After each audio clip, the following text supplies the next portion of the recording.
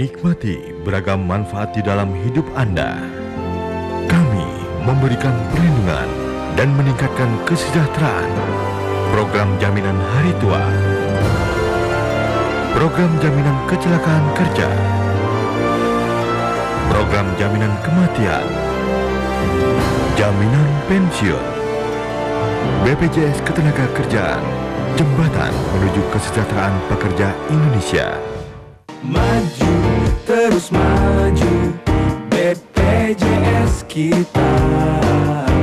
Maju, tumbuh besar, berkelas dunia, memberi perlindungan, memberikan santunan, dengan berbagai program nyata untuk kesejahteraan.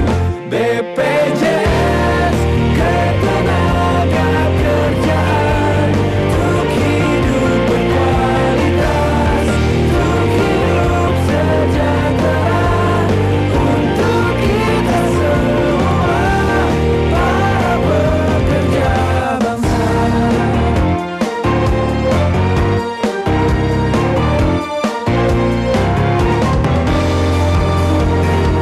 Acara ini didukung oleh Program Jaminan Pemeliharaan Kesehatan dari PT Jam Sostek telah memberikan banyak manfaat bagi para pekerja.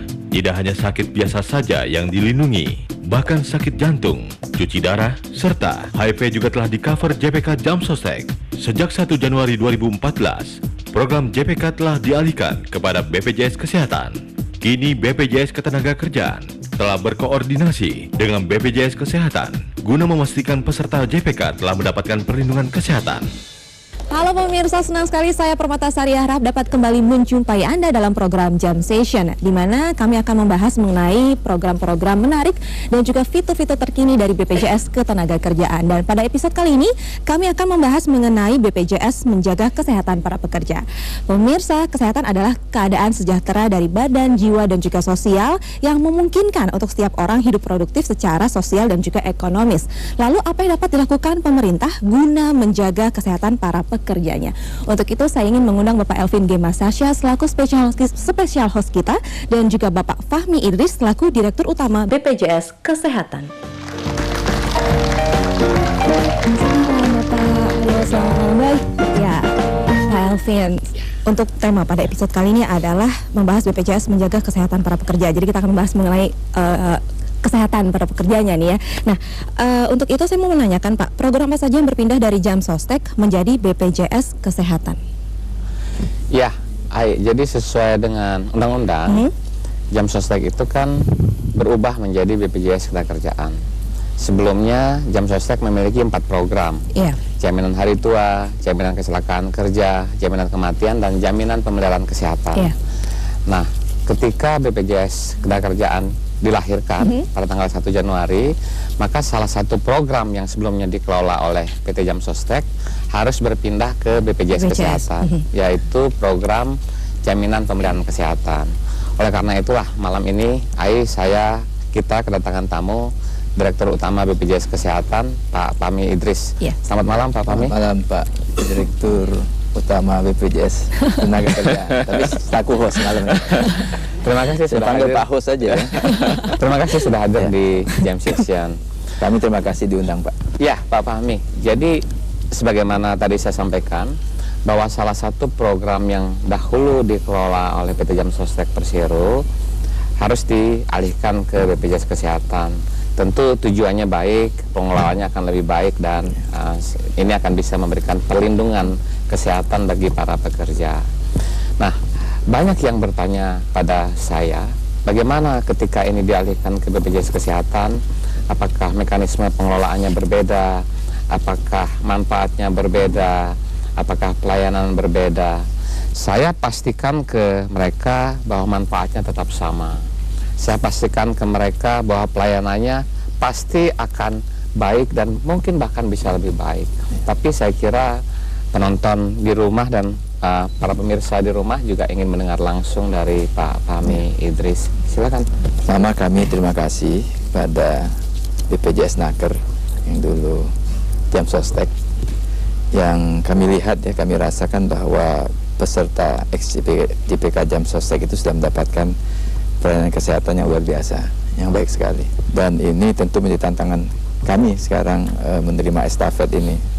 Tentu semua orang berharap ini sama baiknya. Proses lebih baik ini kita tertolong karena Undang-Undang Sistem Jaminan Sosial Nasional itu secara tekstual, secara literal itu menuliskan manfaat jaminan kesehatan apa yang wajib diterima. Ini di dalam bahasa undang-undang loh, bukan sama ini kan kita membuat dalam arti manfaat itu kan pengembangan ya, tapi ini dalam undang-undang disebutkan yang gagal ginjal, operasi jantung terbuka, penyakit katastrofik lainnya itu tekstual disebut dalam undang-undang. Artinya ini minimal harus diberikan. Nah, dengan demikian sudah pasti semangat undang-undang ini adalah memberikan pelayanan yang lebih baik. Ya, Pak Fahmi, sebagian pekerja itu tentu berharap kesehatannya bisa terjamin, kalau sakit bisa berobat dengan mudah, paling tidak dalam bahasa pekerja coverage-nya sama seperti sebelumnya. Kemudian dalam bahasa pekerja itu aksesnya juga sama, mudah untuk bisa berkunjung ke klinik atau ke rumah sakit. Dan yang jauh lebih penting, biaya yang dikeluarkan itu bisa ditanggung oleh penyelenggara. Kira-kira apa yang akan dilakukan oleh BPJS Kesehatan untuk meyakinkan masyarakat pekerja ini, kalau bahasanya A itu nothing to be worry, Pak? Biar gak khawatir kalau ikut itu ya. Prinsipnya kita not reinventing the wheel, jadi tidak mulai dari nol ya. Artinya dilakukan Jam Sostek selama ini kan sudah bagus. Kemudian undang-undang menyatakan semua tadi dikatakan coverage atau manfaat itu semua jenis gangguan kesehatan itu semuanya dijamin. Bahwa kita ingin memastikan seluruh peserta XJPK Jam Sostek itu otomatis dilayani di fasilitas kesehatan di mana mereka selama ini mendapatkan. Jadi kalau selama ini katakan para pekerja yang menjadi peserta JPK Jam Sostek dulu itu dilayani di 3.200 fasilitas kesehatan tingkat 1 dan tingkat 2, dan mereka masih bisa tetap berkunjung ke tempat mereka kunjungi sebelum ini, Pak ya. Kita ini perubahan sistem ya, ada skim pembiayaan yang baru, mereka melihat dulu, tapi kami bersyukur kita kemarin bertemu bahwa ini jalan dulu saja, transisi, walaupun mungkin skim pembiayaannya menurut aturan regulator itu ada pendekatan baru, Pak, yang kita kenal mungkin agak teknis ya, tapi mesti saya sampaikan ada yang namanya pola tarif inasi bijis, yang kemudian untuk sebagian rumah sakit ini sesuatu yang mereka harus lihat lagi. Nah, tapi kita kemudian menerbitkan edaran bersama tentunya, Pak ya, kepada seluruh PPK 1, fasilitas kesehatan tingkat pertama dan rumah sakit untuk terus melayani, jangan sampai ada keluhan peserta JPK Jam Sostek itu ditolak. Jadi aksesnya akan tetap mudah, kemudian coverage-nya akan tetap sama, dan bahkan di state disebutkan di dalam undang-undang akses ini dari Sabang sampai Merauke, dan di semua fasilitas kesehatan itu diharapkan bisa memberikan pelayanan kepada masyarakat pekerja yang sebelumnya peserta Jam Sostek. Nah, di luar hal-hal ini ada aspek khusus yang Pak Fahmi ingin sampaikan kepada masyarakat pekerja? Tidak boleh mengurangi manfaat yang didapatkan selama ini. Manfaatnya tidak boleh berkurang. Tidak boleh berkurang. Nah, artinya kalau kita bicara manfaat dengan variabel pendukung lainnya, aksesibilitas, kemudian tentu kita ingin membuat lebih nyaman ke depan, kemudian perluasan akses juga menjadi lebih luas. Tentu kalau ada hal-hal yang sangat teknis ditemui, misal katakanlah ditolak, telepon ke 500-400, Pak. 500-400. 500-400 ya, Pak. 500-400, 24 jam itu hotline kita. Kemudian 7 hari dalam seminggu kita buka. Kita langsung intervensi ke lapangan. Kalau memungkinkan juga mengetahui hotline kantor cabang terdekat, itu juga kami sangat sarankan. Jujur kami katakan dalam 2 minggu pertama ini, karena transisi itu selalu menimbulkan pertanyaan, kemudian masih ada saja kadang-kadang yang merasa tidak puas, Pak. Ya, jadi jelas Pak Fahmi Idris selaku Direktur Utama BPJS Kesehatan memastikan bahwa masyarakat pekerja yang sebelumnya mengikuti program jaminan pembayaran kesehatan di Jam Sostek akan tetap mendapatkan pelayanan yang sama baiknya baik dari sisi coverage jenis penyakitnya maupun akses kemudahan untuk menemukan klinik atau fasilitas kesehatan di mana selama ini mereka berobat. Loud and clear yang disampaikan oleh Pak Fahmi tadi. Kita akan lanjutkan lagi tentu setelah saya kembalikan dulu pada Ai. Ya, pemirsa, kami akan terus melanjutkan pembahasan ini, tapi selain satu ini, jadi tetap di Jam Session. Jam Session. Acara ini didukung oleh nikmati beragam manfaat di dalam hidup Anda. Kami memberikan perlindungan dan meningkatkan kesejahteraan. Program jaminan hari tua, program jaminan kecelakaan kerja, program jaminan kematian, jaminan pensiun, BPJS Ketenagakerjaan, jembatan menuju kesejahteraan pekerja Indonesia. Jam Session. Ya, kembali lagi di Jam Session, dan seperti janji saya tadi, kalau kita akan meneruskan pembahasan ini, dan saya akan mengundang satu tamu lagi untuk bergabung bersama kita, Pak, yaitu Bapak Subagio. Beliau adalah mantan peserta Jam Sostek yang mengikuti program Jaminan Pemeliharaan Kesehatan atau JPK. Selamat malam, Bapak. Silakan. Ya, Pak Bagio ya saya manggilnya ya. Pak Bagio itu peserta ya sebelumnya ya.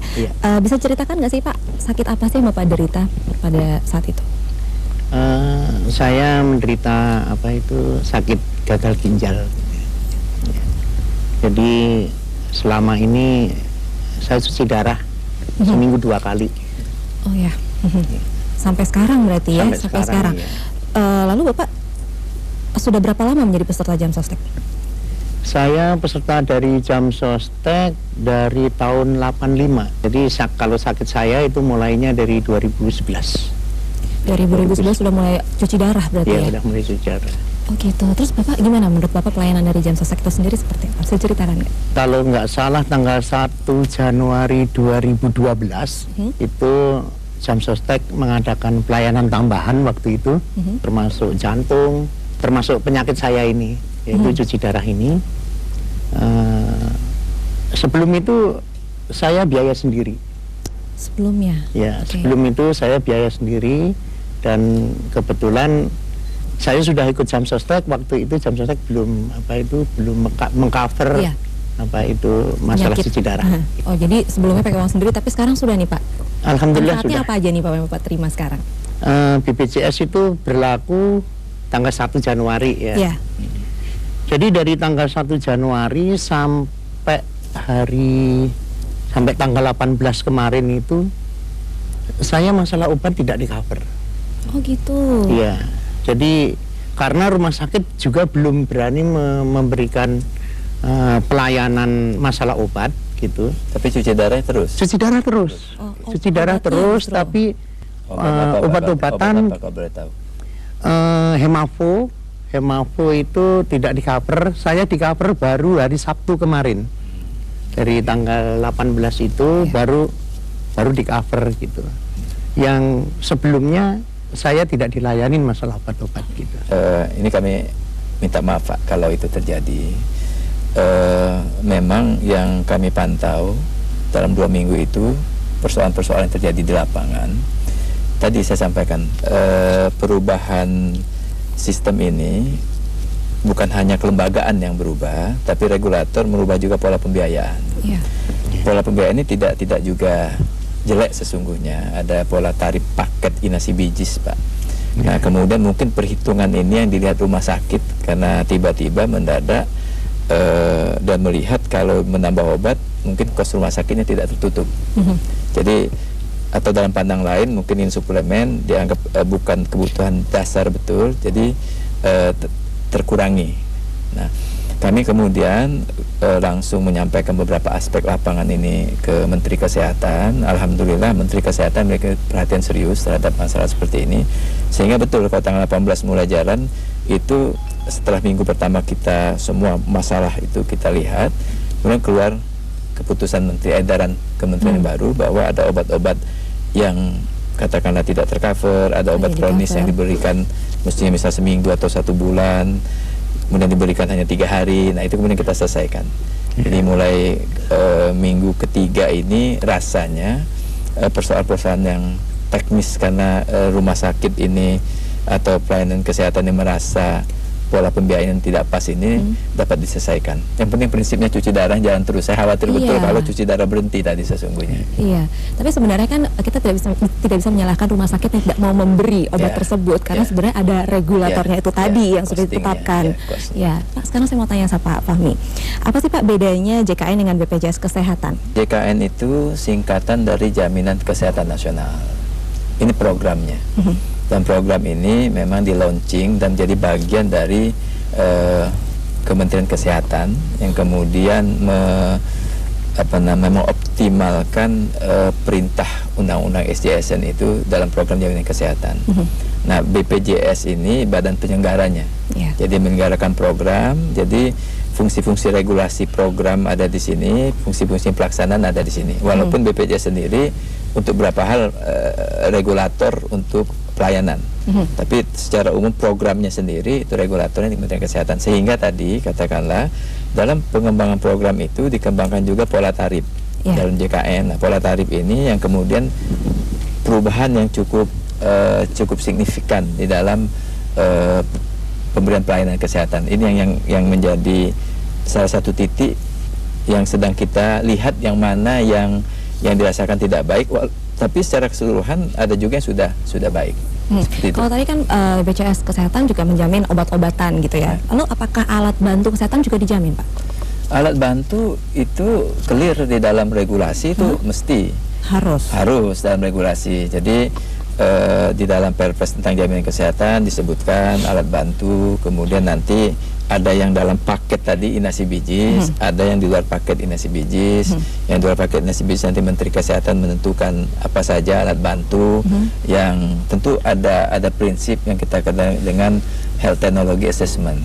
Ada assessment terhadap teknologi baru, terhadap alat bantu yang masuk, apakah ini memang evidence-nya cukup, manfaatnya lebih baik dari yang dulu. Kalau manfaatnya sama dengan yang alat bantu ini tentu tidak begitu direkomendasikan, apalagi kalau dari sisi pembiayaan masuk alat bantu yang baru jauh lebih tinggi harganya, tapi ada yang lama yang masih sama persis efikasinya, kemanjurannya untuk membantu pasien. Jadi kalau alat bantu itu bagian yang memang diperintahkan di dalam Perpres sebagai manfaat. Tapi saya ingin konfirmasi dulu ke Pak Bagio. Pak Bagio kan sebelumnya peserta JPK Jamsostek waktu itu, dan berdasarkan aturan Bapak ini kemudian di tahun 2014 sudah dikelola kesehatannya oleh BPJS Kesehatan. Nah, apakah sekarang Pak ya, tentu ketika di awal mungkin terjadi dinamika, tapi sekarang manfaat yang Bapak rasakan sudah sama waktu ketika menjadi peserta Jamsostek dulu? Masih ada beberapa item yang tidak di cover itu tadi obat. Jadi obat seperti kayak ekstrase, mekabolamin, terus sama neurobion yang untuk injeksi untuk injeksi itu biasanya kami dari Jamsostek itu di cover semua. Setelah itu baru di cover? Enggak, sampai ada beberapa item yang belum. Itu aja yang belum. Yang ada tiga. Mekabolamin, ekstrase, terus sama apa itu neurobion. Tapi ini saya kira insya Allah akan di cover ya Pak ya. Saya akan cek apakah ada regimen obat pengganti lain yang jenis obatnya. Saya akan cek Pak. Semua masalah 2 minggu ini kita carikan solusinya dan kita eksekusi cepat Pak. Baiklah. Mungkin gini Pak Bagio ini terbiasa dengan merek itu. Nah, saya yakin pasti nanti akan juga di-cover oleh BPJS Kesehatan, tapi tidak bicara merek tadi Pak. Nah, Pak Bagio juga mungkin jangan melihat kenapa mereknya berbeda, karena ada pertimbangan-pertimbangan medis. Yang penting apa istilahnya Pak Dr. Fahmi? Substansinya sama. Gitu, Pak. Oke, kita akan melanjutkan lagi ya setelah ini karena seru nih, menarik loh bahas mengenai BPJS Kesehatan ini ya. Ya pemirsa, jangan beranjak dulu karena kami akan segera kembali setelah yang satu ini. Jadi tetap di Jam Session. Jam Session. Acara ini didukung oleh nikmati beragam manfaat di dalam hidup Anda. Kami memberikan perlindungan dan meningkatkan kesejahteraan. Program jaminan hari tua. program jaminan kecelakaan kerja, program jaminan kematian, jaminan pensiun, BPJS Ketenagakerjaan, jembatan menuju kesejahteraan pekerja Indonesia. Jam Session. Terima kasih Anda masih bersama kami di Jam Session dan kami akan terus membahas mengenai BPJS menjaga kesehatan para pekerjanya. Pak Fahmi, saya mau bertanya-tanya nih sama Bapak mengenai obat-obatan tadi gitu ya. Terus bagaimana dengan obat dan bahan medis yang dipakai oleh peserta pada saat itu terus tiba-tiba habis gitu? Askes, kami kan ex-Askes Iya. ya. Kami punya pengalaman 26 tahun mengelola yang kita kenal dengan DPHO. Daftar plafon dan harga obat itu termasuk juga yang bagian ditanyakan misalnya nanti habis pakai ya. Ini ada mekanisme sebetulnya. Suatu tahun sebelum masuk tahun berikutnya kita sudah bicara dengan seluruh pabrikan bahwa kita punya historical status penyakit ini, kebutuhan obatnya sekian, jenisnya apa saja, kemudian kita tawarkan ke seluruh pabrikan siapa yang kemudian siap dengan jumlah volume sekian, sehingga memang kita bisa mereduksi harga obat itu sampai 50% sebetulnya dari harga di pasaran. Nah, di situ juga ada komitmen pabrikan kemudian menyiapkan distributornya. Kita akan lihat distributornya ada nggak di setiap tempat. Kemudian yang terakhir tentu di ujungnya, di rumah sakit atau di instalasi farmasi atau di apotiknya. Kita juga harus memetakan dengan jelas apotik mana yang menjadi titik pelayanan. Nah, ini kontraknya dibicarakan sebelum masuk tahun. Dan kita pun di luar persiapan itu untuk case-case tertentu kita punya hotline khusus untuk pengadaan obat. Jadi kalau di satu titik kosong, kita kemudian langsung tegur. Kenapa distributornya? Kalau distributornya kemudian tidak ada masalah, kita cek ke pabrikannya. Kenapa pabrikan tidak siap? Kemudian pabrikan kadang-kadang punya alasan juga. Nah, kalau seperti ini pabrikannya dalam jangka waktu tertentu tidak memenuhi, kita untuk tahun depan mungkin tidak kita kerjasamakan lagi. Jadi memang ada satu sisi kerjasama yang saling menguntungkan lah antara pabrikan dengan kita. Satu-satu kuncinya kepentingan masyarakat. Lalu kan biasanya ada pekerja yang sakit butuh dengan ambulans gitu ya. Lalu bagaimana dengan ambulans untuk para pekerja yang sakit? Kalau ambulan regulasi mengatur untuk pelayanan tingkat kedua ya. Artinya kalau di rumah sakit yang lebih tinggi, fasilitas ambulan itu tersedia. Dan itu ditanggung oleh BPJS Ditanggung Kesehatan? kalau dalam ini kita regulasi. Oke, lalu sebenarnya apa manfaat dari screening kesehatan itu sendiri, Pak? Kalau screening kesehatan itu saya kira bukan peserta jam sostek saja ya, semua orang itu perlu screening kesehatan. Ini kan melihat faktor resiko. Jadi ini dilakukan juga, akan kami teruskan juga nanti dengan seluruh peserta. Pasti di setiap kantor cabang kami peserta itu kita minta isi riwayat umur, berat badan, riwayat hipertensi dan lain-lain lah. Yang kemudian kita dapat melihat dari mereka yang mengisi ini siapa yang beresiko. Nah, prioritas kami tentu yang dua besar, historical data kami selama 45 tahun ini, saat ini diabetes dan hipertensi. Kalau ketemu yang mereka sudah katakanlah mengalami penyakit kronis, itu kemudian kita intervensi dengan ada namanya program rujuk balik ke fasilitas kesehatan. Tidak melulu mereka hanya datang ke rumah sakit, datang ditensi, dikasih obat anti hipertensi, tidak. Mereka dikembalikan ke dokter keluarganya, dibuat kelompok peserta yang dari dan oleh peserta untuk menjaga kesehatannya sehingga prevensinya tidak jatuh ke dalam derajat gangguan kesakitan yang lebih berat. Oke, jadi pelayanan juga lebih baik tadi ya kan. Pak Elvin, saya punya pertanyaan buat Bapak nih Pak. Saat ini kan yang jadi pertanyaan adalah mengenai proses pemilihan peserta yang sebelumnya ada peserta JPK atau jaminan pemeliharaan kesehatan ke BPJS Kesehatan. Itu prosesnya sudah sampai mana? Ya, jadi tentu kita BPJS Ketenagakerjaan selalu berkoordinasi dengan BPJS Kesehatan dan bahkan koordinasi ini dilakukan setiap bulan. Posisi terkini kita menyerahkan 6,8 juta peserta tertanggung untuk jaminan pemeliharaan kesehatan kepada BPJS Kesehatan, dan semua 6,8 juta ini akan diberikan pelayanan kesehatannya nanti oleh BPJS Kesehatan. Bahkan seperti tadi saya utarakan, kami BPJS Ketenagakerjaan dan BPJS Kesehatan sudah memiliki komitmen sehingga seluruh peserta yang dulu dilayani oleh PT Jam Sostek itu akan tetap mendapatkan pelayanan yang sama setelah dia dilayani oleh BPJS Kesehatan. Dan saya yakin bahwa mekanisme ini akan berjalan dengan baik. Dan tadi juga contohnya Pak Bagio, Meskipun di awal mungkin karena administrasi dan Ya, lain ada sebagainya, kendala. ya, tetapi sekarang saya yakin, apalagi Pak Dr. Fahmi Idris, beliau ini selain Direktur Utama BPJS Ketenagakerjaan juga seorang dokter yang paham obat-obatan. Kalau Ya. saya nggak paham. Gak paham investasi. Lalu bagaimana dengan iurannya Pak?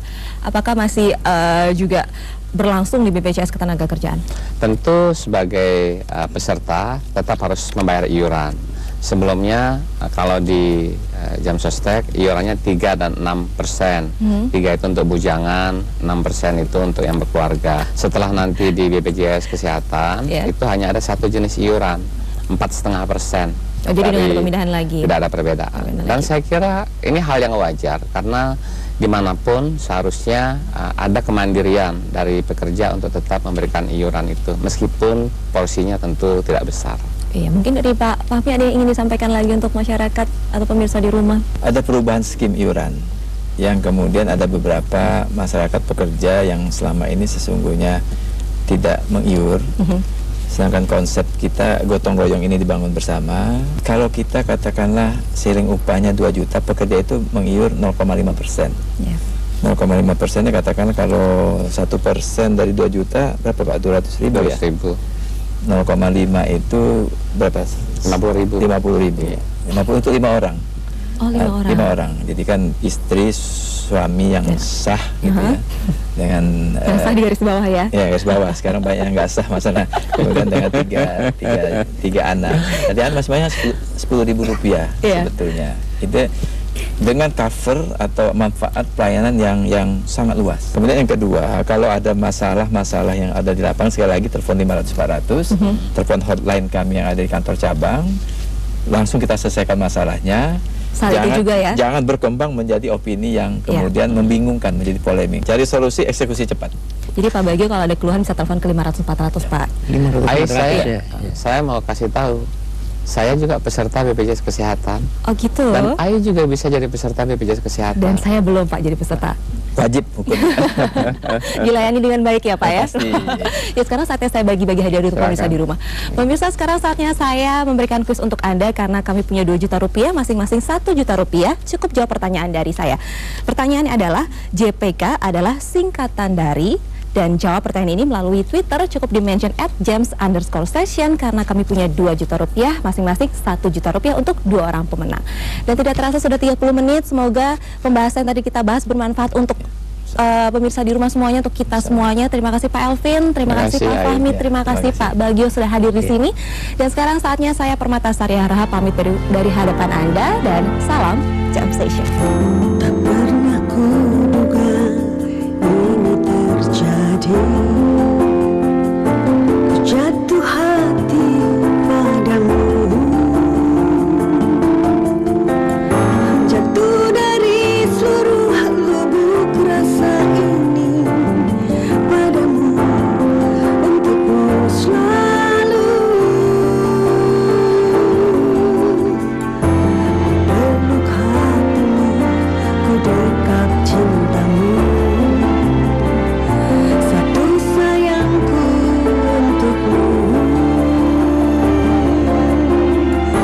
Ku ingin hanya kau ada di sisiku selamanya, untukku selalu. Kekasih, jalin rinduku, hanya kau satu, dambaan kalbu, pujaan hati.